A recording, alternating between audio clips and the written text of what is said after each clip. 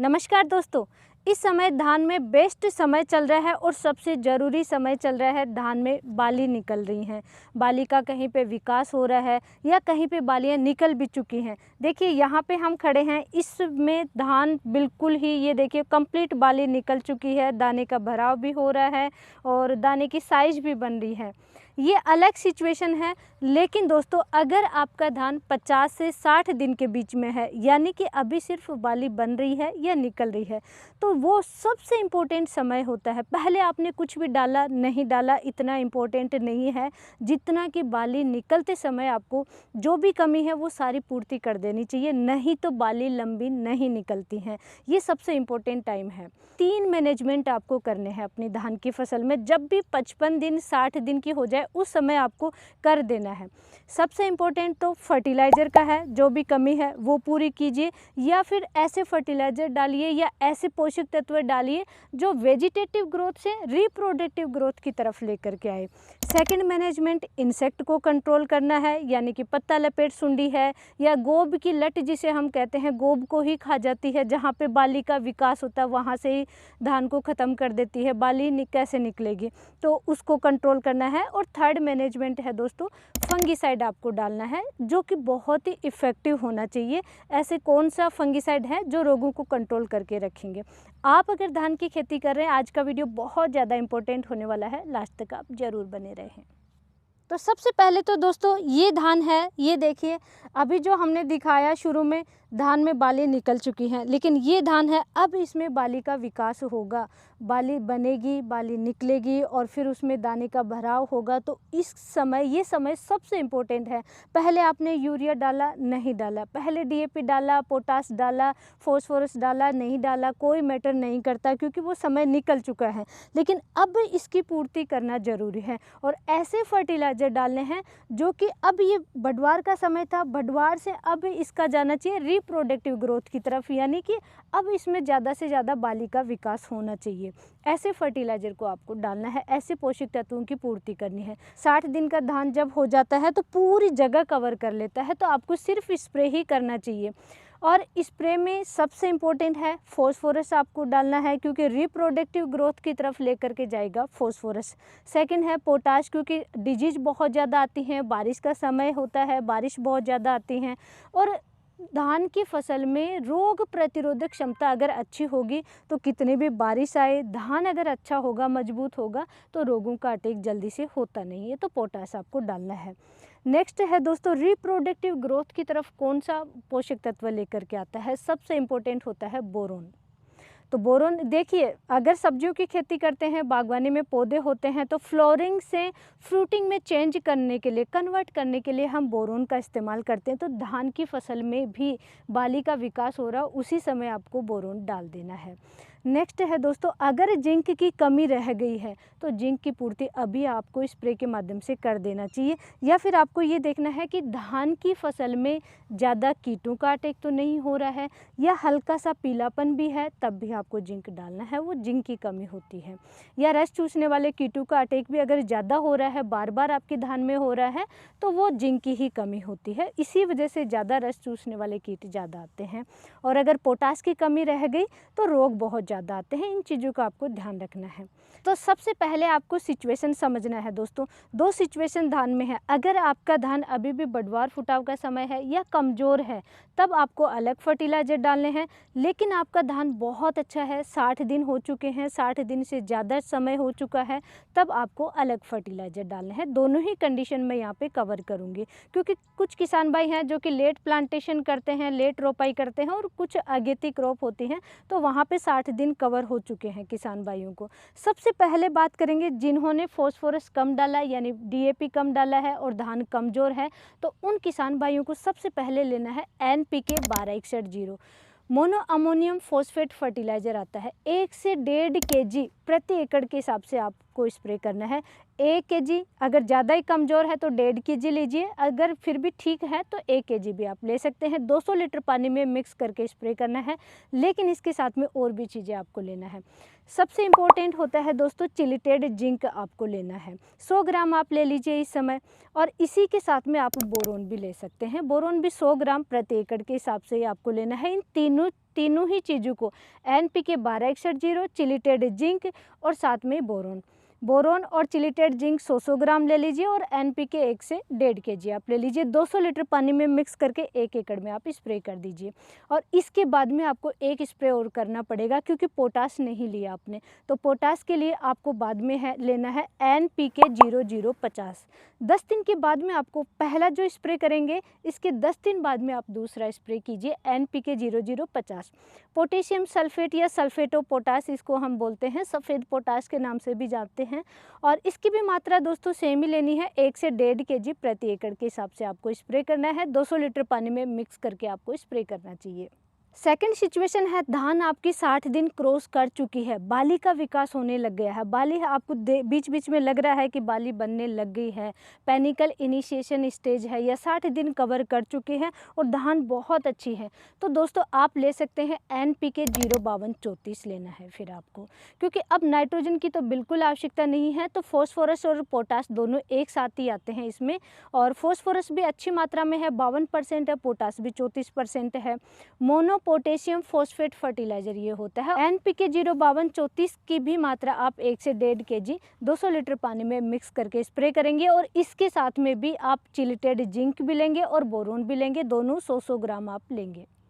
और इसके बाद में अगर आपको लग रहा है, देखिए अब पोटास भी डाल दिया, फॉस्फोरस डाल दिया आपने, बोरोन भी डाल दिया और चिलिटेड जिंक भी डाल दिया, अगर धान बिल्कुल स्वस्थ है तो आगे कोई भी स्प्रे आपको नहीं करना है।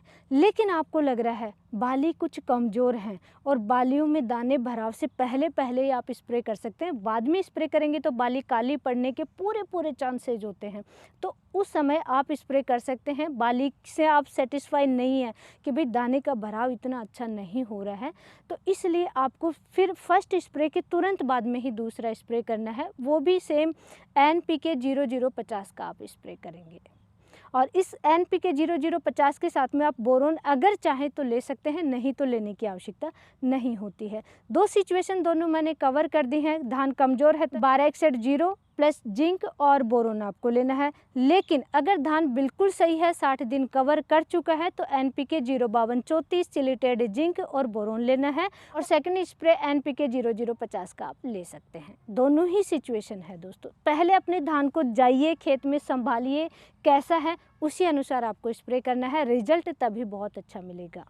अब सेकंड मैनेजमेंट में धान में आपको देखना है कीटों का अटैक बहुत ज़्यादा होता है, पत्ता लपेट सुंडी का अटैक बहुत ज़्यादा होता है और साथ ही गोब की सुंडी, आगे चल कर के वो नीचे गिरेगी तो गोब की सुंडी जिसे हम कहेंगे, बाली जहाँ से निकल रही होती है, पेनिकल बन रहा होता है, उसी को वहीं से वो खा जाती है। और ये इसकी 4 अवस्थाएं होती हैं। सबसे पहले अंडा होता है, फिर लार्वा होता है और उसके बाद में प्यूपा अवस्था, ये सबसे घातक अवस्था होती है। जो लट होती है, लट के रूप में, पत्ता सुंडी के रूप में होती है, या नीचे गोब की सुंडी भी हम जिसे कहते हैं गोब को खाएगी, तो वो लार्वा अवस्था ही होती है। और उसके बाद में होती है दोस्तों इसकी एडल्ट अवस्था, जिस अवस्था में ये एक खेत से दूसरे खेत में जा कर के अंडे देती है, फैलाव होता है इसका, एक खेत से दूसरे खेत में ये आसानी से जाती हैं और वहाँ पे अंडे देती हैं और फिर इनका ज़्यादा आगे पॉपुलेशन बढ़ती है। तो बेस्ट इंसेक्टिसाइड में यहाँ पे 2 इंसेक्टिसाइड कवर करूँगी, वैसे तो दोस्तों बहुत सारे हैं, लेकिन सबसे बेस्ट जो हमने रिजल्ट देखा है UPL का गुंथर आता है, इमामेक्टिन बेंजोएट प्लस नोवाल्यूरोन का कॉम्बिनेशन आता है। 2 इंसेक्टिसाइड एक ही साथ मिले हुए आते हैं, आप अलग अलग परचेज करके मिक्स करते हैं, उसके बजाय ऐसा इंसेक्टिसाइड ले सकते हैं जिसमें कि 2 कॉम्बिनेशन आते हैं। तो UPL के गुंथर में इमामेक्टिन बेंजोएट भी आएगा और नोवाल्यूरोन का भी कॉम्बिनेशन आएगा। इसकी परफेक्ट डोज होती है दोस्तों 400 ml, लिक्विड फॉर्म में आएगा, SC फॉर्म में आता है, सस्पेंशन कंसनट्रेट फॉर्म में आता है, ये सफ़ेद कलर का लिक्विड गाढ़ा सा होता है। तो 400 ml 200 लीटर पानी में मिक्स करके 1 एकड़ में आप स्प्रे करेंगे, यानी इसकी परफेक्ट डोज होती है 2 ml पर लीटर के हिसाब से घोल तैयार करके आपको स्प्रे करना चाहिए। अगर वो अटैक बहुत ज़्यादा है आपके खेत में तो 3 ml पर लीटर के हिसाब से भी घोल तैयार करके स्प्रे कर सकते हैं, इससे ज़्यादा आपको नहीं लेना चाहिए।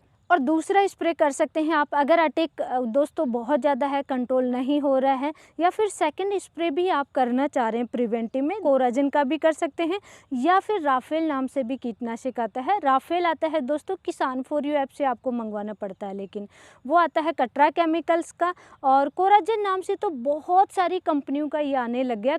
क्लोरएंट्रानिलिप्रोल आता है, तो इसका आप स्प्रे कर सकते हैं। इसकी डोज बहुत कम होती है, 60 ml 200 लीटर पानी में मिक्स करके 1 एकड़ में आपको स्प्रे करना चाहिए। अब 60 दिन बाद में धान में दोस्तों सिर्फ वही चीज़ें इस्तेमाल करोगे जो आप स्प्रे के रूप में इस्तेमाल कर सकते हैं। फिर आपको छिड़काव करके दानेदार वाला कीटनाशक इस समय नहीं डालना चाहिए। जैसे कि हमारा पहले वीडियो आया था, इसी में पत्ता लपेट सुंडी कंट्रोल करने के लिए, जिसमें कि फिप्रोनिल आता है, फर्टेरा कीटनाशक है, रीजेंट अल्ट्रा है, वो हमने सजेस्ट किए थे, लेकिन वो छोटी धान में ही इस्तेमाल कर सकते हैं। बड़ी धान है तो सिर्फ आपको स्प्रे करना चाहिए। अब बात करेंगे दोस्तों थर्ड मैनेजमेंट, यानी धान की फसल में रोग बहुत ज़्यादा आते हैं और वो भी बाली का विकास हो रहा होता है, बाली बन रही होती है, उस समय अटैक हो जाता है। शीत ब्लाइट है या कई टाइप के रोग आते हैं। ये बालियाँ काली पड़ने लग जाती हैं, ब्राउन कलर की होने लग जाती हैं, धान के पत्ते हैं वो ख़राब हो जाते हैं, नीचे से तना ख़राब हो जाता है, कई टाइप की समस्याएं आती हैं। क्योंकि देखिए, एक तो धान की फसल ज़्यादा पानी में होती है, उसकी वजह से भी डिजीज आने के चांसेस रहते हैं, या फिर किसान भाई से गलती हो जाती है कि पोटाश प्रॉपर मात्रा में नहीं डाल रहे हैं, तो वहाँ पे भी रोग ज़्यादा आएंगे। या फिर अगर पड़ोस के खेत में है और या फिर बारिश ज़्यादा आ रही है, तब भी आपके खेतों में रोग आने के चांसेस पूरे होते हैं। तो जब भी आपकी धान की फसल में बाली बन रही है, उसी समय आप स्प्रे कर दीजिए, और ऐसा स्प्रे करना है कि उसके बाद में आपको आवश्यकता ही ना पड़े। तो उसी समय बेस्ट फंगिसाइड का स्प्रे कीजिए, और 2 फंगिसाइड मैं इस वीडियो में कवर करूंगी। सबसे पहले आता है दोस्तों आसानी से मिलने वाला एडामा का कस्टोडिया फंगिसाइड, जिसमें आता है एजोक्सिस्ट्रोबिन और टेबुकेनाजोल का कॉम्बिनेशन आता है, और सिंपल ये भी लिक्विड फॉर्म में आता है। तो 250 ml 200 लीटर पानी में मिक्स करके 1 एकड़ में स्प्रे कर दीजिए। इसका बहुत ही आसानी से मिल जाता है, और 2 कॉम्बिनेशन इसमें आते हैं, बहुत इफेक्टिव रिजल्ट मिलता है। धान की फसल में किसी भी टाइप का रोग का अटैक है, बहुत अच्छे से कंट्रोल करेगा, और लंबे समय तक किसी भी टाइप के रोग आएंगे भी नहीं। और सेकंड फंगिसाइड दोस्तों, नई फंगिसाइड यूज करेंगे तो रिजल्ट बहुत अच्छा मिलता है, क्योंकि नई फंगिसाइड अगर यूज करते हैं तो थोड़ा सा ज़्यादा इफेक्टिव रिजल्ट मिलता है। तो नया फंगिसाइड है सिंजेंटा का रिफ्लेक्ट टॉप फंगिसाइड। थोड़ी सी प्राइस में कॉस्टली हो सकता है, बट रिजल्ट इसका बहुत अच्छा मिलता है। आइसोपायराजम प्लस डाइफेनाकेनाजोल का कॉम्बिनेशन आता है। इसकी परफेक्ट डोज होती है 160 ml 200 लीटर पानी में मिक्स करके 1 एकड़ में आपको स्प्रे करना चाहिए। इस समय धान में दोस्तों जो भी समस्याएं आ रही हैं या जो भी सिचुएशन है, धान कमज़ोर है तो क्या करना है, धान नॉर्मल है, अच्छी फसल है तो आपको कौन सा स्प्रे करना है, कीट है तो कैसे कंट्रोल करना है, रोग है तो कैसे कंट्रोल करना है, सारी सिचुएशन मैंने इसी वीडियो में कवर की है। दोस्तों वीडियो को कंप्लीट ज़रूर देखना है, और अगर यहाँ तक आपने वीडियो देखा है उसके लिए आपको बहुत बहुत धन्यवाद। और ऐसी ही नॉलेजफुल जानकारी के लिए वीडियो को लाइक कीजिए, ज़्यादा से ज़्यादा किसान भाइयों तक शेयर ज़रूर करें। धन्यवाद।